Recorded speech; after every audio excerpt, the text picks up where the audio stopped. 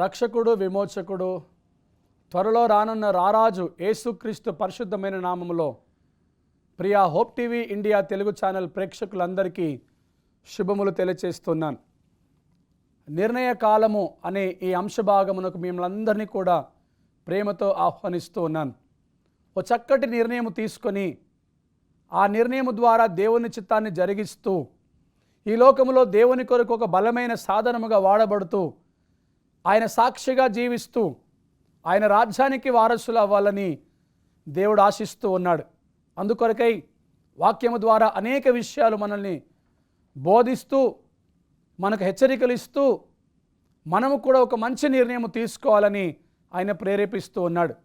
మనము తీసుకునే నిర్ణయాలు ఏ రీతిగా మనల్ని ముందుకు నడిపిస్తాయో మనం ఆలోచించుకోవాలి. మంచి నిర్ణయం ఆయన చిత్తాన్ని నెరవేరుస్తుంది. స్వలాభము చెడు నిర్ణయాలు నాశనాన్ని కొనితేస్తాయి. కనుక ప్రియులారా, నిర్ణయ కాలము అనే ఈ అంశభాగంలో ఈ రోజున మనము గెహజీ యొక్క నిర్ణయం ఎలా ఉన్నదో మనము తెలుసుకుందాం.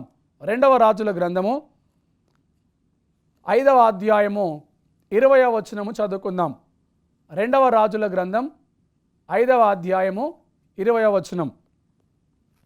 అంతటా దైవజనుడైన ఎలీషాకు సేవకుడగు గెహాజీ సిరియనుడైన ఈ నయామాను తీసుకొని వచ్చిన వాటిని అంగీకరించినట్లు నా యజమానునికి మనస్సు లేకపోయాను గాని యెహోవా జీవం తోడు నేను పరిగెత్తుకొని పోయి అతని కలుసుకొని అతని యొద్ద ఏదైనాను తీసుకొందునని అనుకొనేను. ప్రియ సహోదరి సహోదరులారా, ఆలోచించాలి. గెహాజీ తీసుకున్న ఒక తప్పుడు నిర్ణయం తన ఆధ్యాత్మిక జీవితాన్ని పాడు చేసింది. తాను తీసుకున్న ఒక తప్పుడు నిర్ణయం,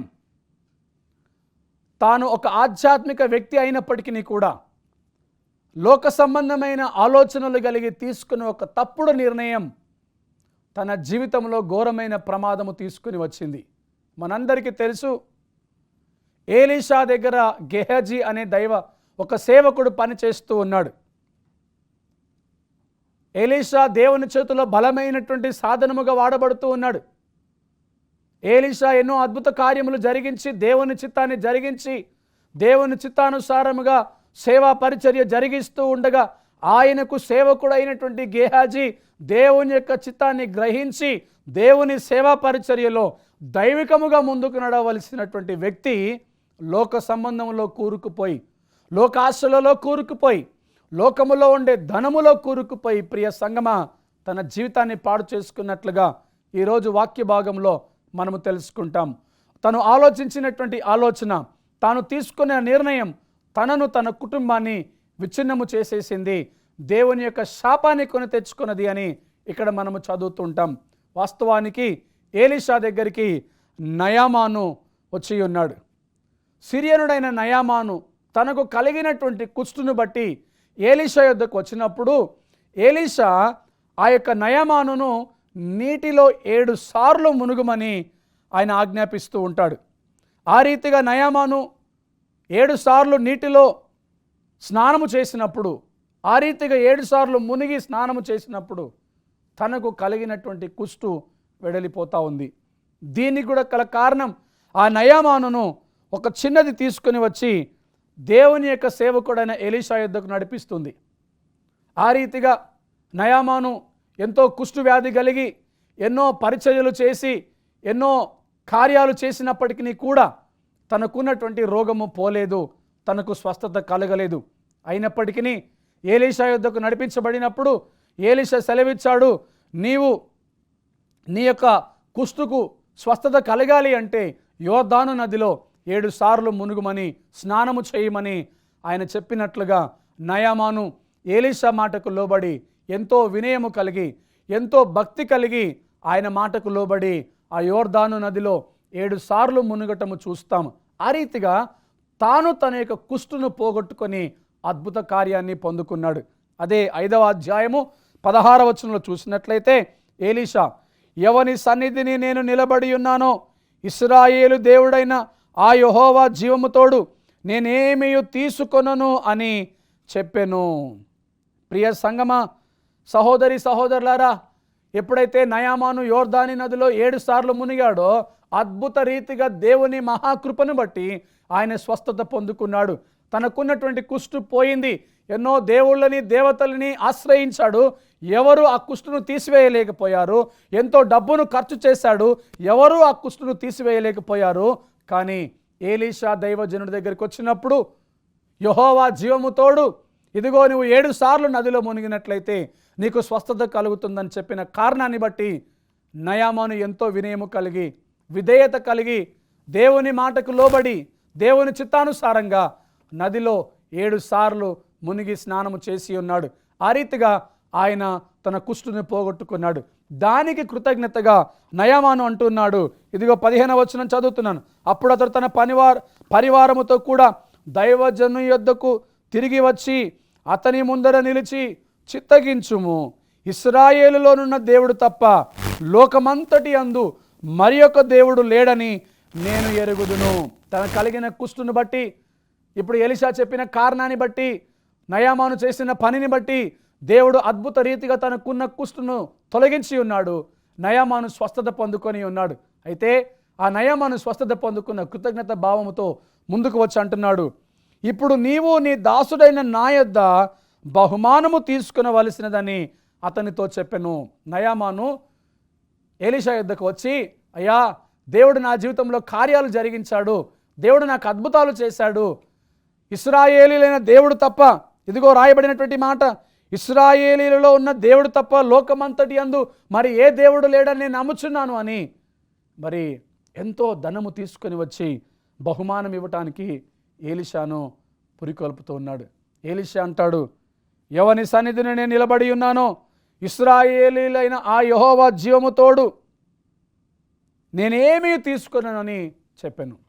చూసారా ప్రియులారా, ఒక దైవజనుడికి ఉండవలసిన లక్షణం, ఒక దైవజనుని దగ్గర సేవకుడిగా పనిచేసే సేవకుడికి ఉండవలసిన లక్షణం దేవుని చిత్తాన్ని జరిగించడం, దేవుని మాటకు లోబడడం. ఇక్కడ ఎలీషా గారు యెహోవా జీవము తోడు నేను ఏమీ తీసుకొనను అని పంపించి వేశాడు ఎలీషా నయామానుని. ఇది గమనిస్తున్నటువంటి గేహాజీ తన మనసులో దురాలోచన పుట్టి, తన మనసులో ధన వ్యామోహము పుట్టి, సాతానుడికి లోబడి లోక సంబంధమైన ఆలోచనలకు లోబడిపోయి ఒక తప్పుడు నిర్ణయాన్ని తీసుకున్నాడు. ఆ తప్పుడు నిర్ణయం ఏంటో మనం చూద్దాం. అంతటా దైవజనుడైన ఎలీషాకు సేవకుడైన గేహాజీ సిరియనుడైన ఈ నయామాను తీసుకుని వచ్చిన వాటిని అంగీకరించుటకు నా యజమానునికి మనస్సు లేకపోయాను.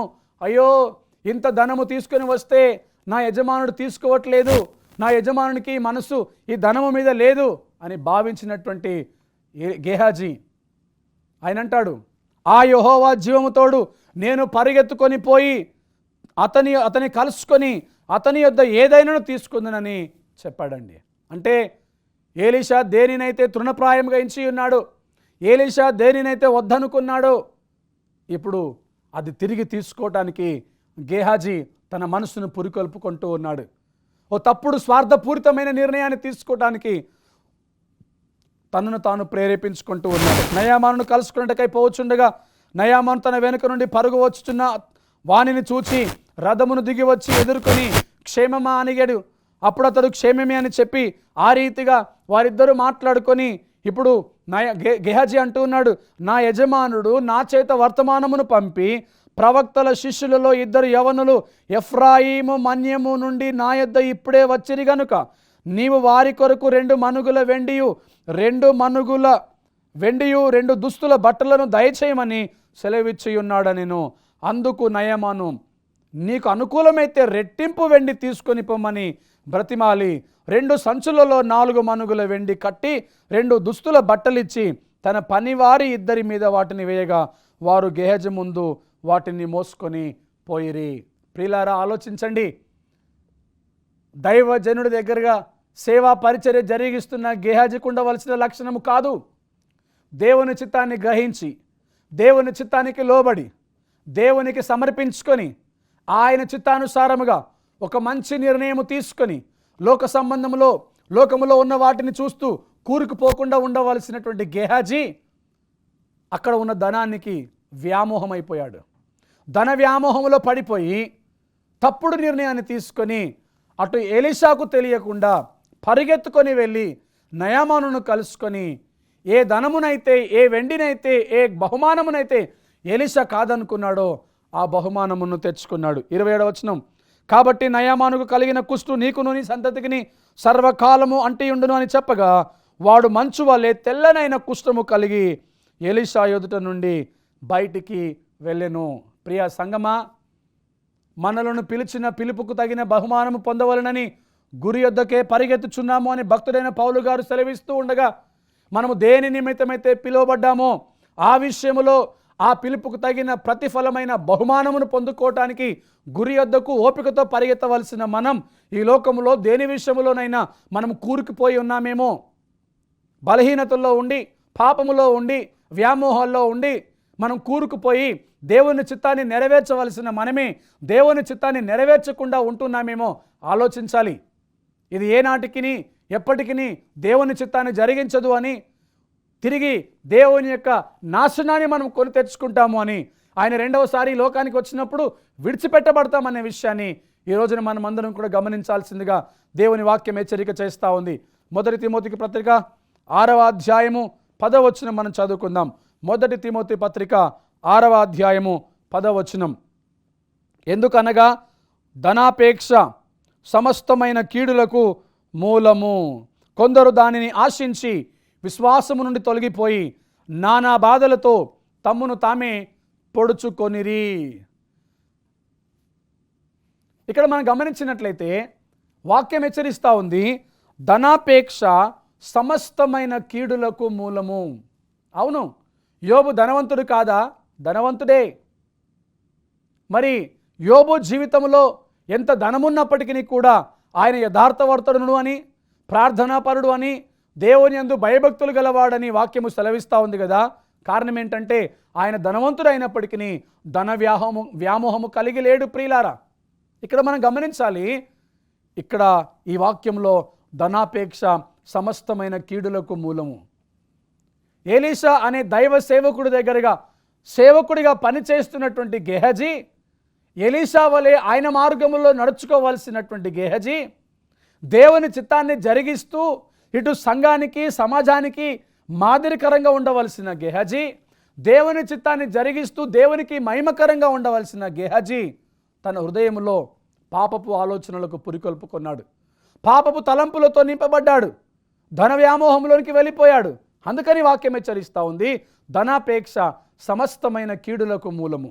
ప్రియ సంగమా, దేవుని మందిరములో ఉంటున్న నీవు, దైవ సేవకుడికి దగ్గరగా ఉంటున్నటువంటి నీవు, దేవుని పిలుపుకు లోబడ్డటువంటి నీవు, విశ్వాసిగా కొనసాగుతున్నటువంటి నీవు, పరిచారకుడిగా కొనసాగుతున్నటువంటి నీవు, నమ్మకమైనటువంటి పనివాడిగా పిలువబడినటువంటి నీవు, సంఘములో ఉన్న ప్రతి ఒక్కరూ కూడా గమనించాల్సింది, ధనాపేక్ష కీడుకు మూలము. అది అన్ని రకములుగా సమస్త కీడులకు మూలము అనే విషయాన్ని మనకు స్పష్టంగా తెలియపరుస్తూ ఉండగా ఆ ధనాపేక్షలో మనం పడిపోకుండా ఉండాలి. కొందరు దానిని ఆశించి విశ్వాసము నుండి తొలగిపోయి నానా బాధలతో తమ్మును తామే పొడుచుకున్నారు. అవునండి, గెహజీ అది ఆశించాడు, తీసుకోవాలనుకున్నాడు, అది తీసుకున్నాడు. ఇదిగో నా సేవకుడు పంపించాడు అని ఒక అబద్ధం చెప్పాడు. ఆ రీతిగా అబద్ధమాడి నయామానును ఒప్పించడానికి తన దగ్గర ధనమును పొందుకోవడానికి ప్రయాసపడుతూ ఉండగా నయామాను కావలసిందంతా పంపించినప్పుడు గెహజీ దగ్గర ఆ ధనమున్నది. ఎలీషా అడిగాడు. అప్పుడు ఎలీషా అంటున్నాడు, నీవు శాపగ్రస్తుడవయ్యావు, దేవుని చిత్తానికి అయాసరంగా నడుచుకున్నావు, దేవుని యొక్క మహిమ నుండి నువ్వు తొలగిపోయావు, దేవుని చేతిలో నుండి నువ్వు పడిపోయావు, నువ్వు ధనాపేక్షకుడు అయిపోయావు. ధనాపేక్ష సమస్తమైన కీడులకు మూలము. నువ్వు ధనాపేక్ష కలిగి ఉన్నావు. దేవుని చిత్తాన్ని నెరవేర్చని ఆ ధనాపేక్ష అనే ఆలోచన నీకు వచ్చేసింది. దేవుని చిత్తాన్ని నెరవేర్చని ధనాపేక్ష వ్యామోహములోనికి నువ్వు వెళ్ళిపోయావని నయామానుకు కలిగినటువంటి కుష్టును తనకు తన కుటుంబానికి అనుగ్రహించాడు. ఆ శాపములోనికి గెహజీ నెట్టబడ్డాడు. ప్రియులారా, చూసారా, దైవ సేవకుడి దగ్గరగా ఎంతో నమ్మకముగా ఉండవలసినటువంటి వ్యక్తి ఆశించకూడనిది ఆశించి దేవుని చిత్తానికి వ్యతిరేకముగా నడుచుకొని శాపాన్ని కొని తెచ్చుకున్నాడు. తాను తన కుటుంబం చిరకాలము ఆ శాపం అనుభవించేటట్లుగా చేసుకున్నాడు. ప్రియ సహోదరి సహోదరులారా, ఈ వాక్యాన్ని బట్టి మనం ఆలోచించాలి. విశ్వాసములో నుండి కొందరు తొలగిపోయి తమను తాము పొడుచుకొని ఉన్నారు అని వాక్యము సెలవిస్తూ ఉంది. నీలో నాలో ఉన్న ఆ ధనాపేక్ష అనే ఆ యొక్క ఆ భయంకరమైనటువంటి వ్యసనములో నుంచి మనం బయటికి రావాలని దేవుడు ఆశపడుతూ ఉన్నాడు. ఇదే 1 తిమోతి 6వ అధ్యాయము 7-8 వచనాలు మనం చూసినట్లయితే, మనం ఈ లోకములోనికి ఏమీ తేలేదు, దీనిలో నుండి ఏమీ తీసుకొని పోలేము, కాగా అన్న వస్త్రములు గలవారమై ఉండి వాటితో తృప్తి పొంది ఉందుము. ధనవంతులగుటకు అపేక్షించువారు శోధనలోను, ఉరిలోను, అవివేక యుక్తములోను, హానికరములైన అనేక దురాశలలోను పడుదురు. అట్టివి మనుషులకు నష్టములను, నాశములోను ముంచివేయును. ఇంత స్పష్టముగా దేవుని వాక్యము హెచ్చరిక చేస్తూ ఉండగా, ప్రియమైన సహోదరి సహోదరులారా, వీటికి మనము దూరముగా ఉండాలి. గేహాజీ తీసుకున్న నిర్ణయం నీవు నేను తీసుకునకుండా, ఇదిగో దేవుని యొక్క నామమును బట్టి పిలువబడుతున్న మనమందరము కూడా, ఆయన చిత్తానికి లోబడవలసిన మనమందరము కూడా, ఆయన చిత్తాన్ని జరిగించవలసిన మనమందరము కూడా ఒక మంచి నిర్ణయం తీసుకొని దేవుని నామాన్ని మహిమపరచాలి, దేవుని చిత్తాన్ని జరిగించాలి. అంతేకాని గెహజీ వాళ్ళే తప్పుడు నిర్ణయాన్ని తీసుకొని దేవునికి అయాసకరముగా జీవించినట్లయితే, దేవుని చిత్తాన్ని నెరవేర్చకపోయినట్లయితే ఆ శాపాన్ని మనం కొని తెచ్చుకుంటాం. అయితే ఇక్కడ అపోస్తులు 1 తిమోతి పత్రికలో అంటాడు, మనం ఈ లోకములోనికి ఏమీ తేలేదు, ఈ లోకములో నుండి ఏమీ తీసుకొని పోలేము. అందుకనే అన్న వస్త్రములు కలిగిన వారమై కలిగిన వాటితో మనము తృప్తి పొంది ఉండాలి. ఇది క్రైస్తవుడు నేర్చుకోవాల్సినటువంటి విషయం, క్రైస్తవులకు ఉండవలసినటువంటి లక్షణం. నీ కలిగిన వాటితో తృప్తి పొంది ఉండాలి. అన్న వస్త్రములు కలిగిన వారమై తృప్తి పొందాలి. కారణం ఏంటంటే, ఈ లోకంలోనికి మనం ఏది తీసుకొని రాలేము, ఈ లోకము నుండి మనం ఏది కూడా తీసుకొని పోలేము. ధనవంతులగుటకు అపేక్షించు వారు శోధనలో పడ్డారండి. అవును కదా, గెహజీ ధనవంతుడు అవ్వాలని ఆపేక్షించాడు, ఆ ఆపేక్షను శోధనలో పడ్డాడు. ధనవంతుడు అవ్వాలని ఆపేక్షించి గెహజీ శోధనలో పడ్డాడు, ఉరిలో పడ్డాడు. అవివేక యుక్తములలో, హానికరములైన దురాశలలో పడ్డారు. అట్టివి మనుషులను నష్టములోను, నాశనములోను ముంచివేయును. ప్రియ సంగమా, గెహజీ స్వార్థపూరితమైన ఆలోచన, ధనముతో కూడిన ఆలోచన, ధనవంతులు కావాలి అనే ఆలోచన కలిగి ఉండి దేవుని చిత్తాన్ని నెరవేర్చడమే కాకుండా తన ప్రాణానికి ఉరి తెచ్చుకున్నాడు. అంత మాత్రమే కాదు కానీ హానికరమైనటువంటి అనేకమైన దురాశల చేత వారు పడిపోయారు. అట్టి మనుషులు నష్టములోను, నాశనంలోనూ ముంచివేయబడతారు. గెహజీ నాశనంలోనూ ముంచివేయబడ్డాడు, గెహజీ నష్టములో ముంచివేయబడ్డాడు. అందుకని ఈరోజు మనకు దేవుని సంఘం నుండి వస్తున్న హెచ్చరిక, ఎందుకనగా ధనాపేక్ష సమస్తమైన కీడులకు మూలం. అందుకని మనము కొందరు దానిని ఆశించి విశ్వాసం నుండి తొలగిపోయారు, తమను తామే పొడుచుకున్నారు. ప్రియ సంగమా, ఈరోజు ఈ వాక్యం వింటున్న దైవజనులారా ఆలోచించాలి. మనము ధనాపేక్ష కలిగి ఉండకుండా, ధనాపేక్ష కలిగి ఉన్నటువంటి మనం ఆ వ్యామోహం నుంచి బయటికి రావాలని, ఒకవేళ రాని పక్షంలో ధన వ్యామోహంలో పడిపోయి, ధనాపేక్షలో పడిపోయి, కీడును కొని తెచ్చుకొని విశ్వాసంలో నుండి తొలగిపోయి దేవుని చిత్తానికి అయాసకరంగా ఉంటే, ఆయన వచ్చినప్పుడు ఆ రాకడలో నువ్వు ఎత్తబడకుండా విడిచిపెట్టబడతావు అన్న విషయాన్ని స్పష్టంగా అర్థం చేసుకోవాల్సిందిగా దేవుని వాక్యం మనకి ఇక్కడ సెలవిస్తూ ఉంది. మత్తయి సువార్త 19వ అధ్యాయము 21వ వచనం మనం చదువుకున్నట్లయితే ఇక్కడ రాయబడినటువంటి మాట మనము శ్రద్ధగా విందాం. మత్తయి సువార్త 19వ అధ్యాయము 21వ వచనం మనం చదువుకుందాం. అందుకు యేసు, నీవు పరిపూర్ణుడవగుటకు కోరిన యెడల నీ ఆస్తిని అమ్మి బీదలకిమ్ము, అప్పుడు పరలోకమందు నీకు ధనము కలుగును, నీవు వచ్చి నన్ను వెంబడించుమని చెప్పెను. ఇదిగో ఒకడు ఆయన యొద్దకు వచ్చి, బోధకుడా, నిత్య జీవమునకు వారసునగుటకు నేను ఏమి చేయాలి అని అడిగాడు. నిత్య జీవాన్ని పొందుకోవాలని ఆశపడుతున్నాడు, పరలోక రాజ్యం పొందుకోవాలని ఆశపడుతున్నాడు. అయితే యేసు ప్రభువారు అన్నారు, ఆజ్ఞలు పాటించమన్నప్పుడు నేను అన్ని ఆజ్ఞలు పాటిస్తున్నానయ్యా, అన్ని సక్రమంగానే చేస్తున్నాను అని తన భక్తిని కనపరుచుకుంటూ ఉన్నాడు. యేసు ప్రభువారు అన్నారు, అయితే నీకు ఒకటి కొదువుగా ఉన్నది, నీ ఆస్తిని అమ్మి బీదలకిమ్ము, నీ ఆస్తిని అమ్మి బీదలకిచ్చి అప్పుడు నన్ను వెంబడించుము, అప్పుడు నీకు పరలోకమందు ధనము కలుగును. ప్రియులారా, ఆ యవనుడు మిగులు ఆస్తి గలవాడు గనుక ఆ మాట విని వ్యసన పడక నుంచి వెళ్ళిపోయాడు. అప్పుడు యేసు ప్రభువారు చెప్పినటువంటి మాట ఏంటంటే, ఇదిగో ధనవంతులు పరలోక రాజ్యంలో ప్రవేశించడము అసంభవము, దుర్లభము. చూసారా అండి, నీకున్న ధనము పరలోక రాజ్యానికి వెళ్ళనివ్వకుండా నేను ఆపివేస్తుంది. నీకున్నటువంటి ధన సంపాదన, ధన వ్యామోహము పరలోక రాజ్యానికి వెళ్లకుండా, నిత్య జీవితాన్ని పొందుకోకుండా, దేవుని చిత్తాన్ని జరిగించకుండా భ్రష్టత్వంలోనికి వెళ్ళిపోయేటట్లుగా చేస్తుంది. కాబట్టి ప్రియ సహోదరి సహోదరులారా, ధన సంపదన, ధన వ్యామోహము అనే ఆ బలహీనత నువ్వు విడిచిపెట్టాలని, ఒక మంచి నిర్ణయం తీసుకోవాలని ప్రభు ఈ వాక్యం ద్వారా నిన్ను నన్ను మనలందరినీ కూడా ఆయన హెచ్చరిక చేస్తూ ఉన్నాడు. కాబట్టి ప్రియ సంగమా, 23వ వచనంలో అంటాడు, ధనవంతుడు పరలోక రాజ్యములో ప్రవేశించుట దుర్లభమని మీతో నిశ్చయముగా చెప్పుచున్నాను. అందుకని ఆ ధనవంతులు అవ్వాలనే ఆలోచనలో నుండి మనం బయటికి రావాలి. 1 తిమోతి పత్రికలో మనం చదువుకున్నాం, కొందరు ధనవంతులు అవ్వాలని ఆపేక్షించుకున్నారు, ధనవంతులు అవ్వాలని వారిని వారు పురికొల్పుకుంటున్నారు. ఆ రీతిగా ధనవంతులు అవ్వాలని గేహాజీ అడ్డదారులో వెళ్ళి నయామానును కలుసుకొని ఆ సంపదను అక్రమంగా సంపాదించాలనుకున్నాడు. ఏలీషా చేత శపించబడ్డాడు, ఆ శాపాన్ని తెచ్చుకున్నాడు. నయామానుకున్నటువంటి కుష్టును పొందుకున్నాడు, ఆ యొక్క నాశనంలోనికి వెళ్ళిపోయాడు. విశ్వాసంలో నుండి పడిపోయి, విశ్వాసంలో నుండి తొలగిపోయి తమ్మును తామే పొడుచుకున్నవారు చాలామంది మనకు కనిపిస్తున్నారు. ఈరోజు ప్రాముఖ్యంగా నిర్ణయ కాలము అనే ఈ అంశభాగములో దేవుడు మనల్ని గేహాజీని చూపిస్తూ ఉన్నాడు.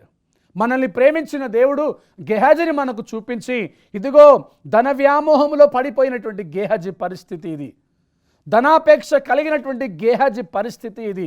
దేవుని యొక్క సేవకుడి దగ్గర ఉన్నటువంటి, ఎలీషా దగ్గర ఉన్నటువంటి సేవకుడైన గేహాజీ చేయకూడని పని చేశాడు, ఆలోచించకూడని ఆలోచన కలిగి ఉన్నాడు. ఆయన నిత్య నాశనాన్ని కొని తెచ్చుకున్నాడు.